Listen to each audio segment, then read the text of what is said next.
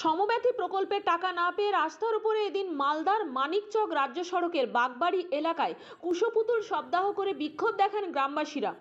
গ্রামবাসীদের অভিযোগ, সমব্যথী সহ 100 দিনের প্রকল্প, আবাস যোজনা প্রকল্প সহ একাধিক প্রকল্পে দুর্নীতি, কাজের সাথে যুক্ত কাজীগ্রাম অঞ্চলের প্রধান এবং উপপ্রধান।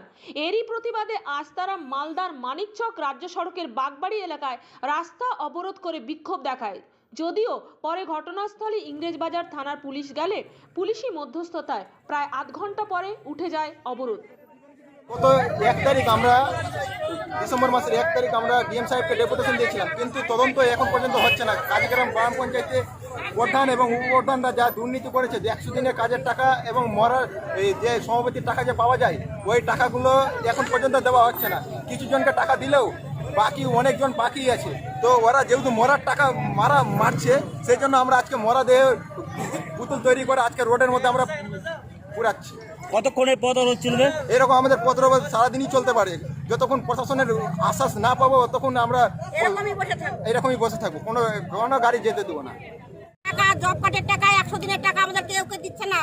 ওই পঞ্চায়েতরা 100 দিনের টাকা দিব বলে 15,000 করে টাকা খেয়েছে, অথচ আমাদের টাকা দিচ্ছে না। ওই জন্য আমরা অবরোধ করেছি। কোথায় অবরোধ করেছেন? এখানে বলছি কোন গ্রাম পঞ্চায়েত, কোন পার্টির প্রধান? টিএমসি। কোন গ্রাম পঞ্চায়েত? কাজীগ্রাম।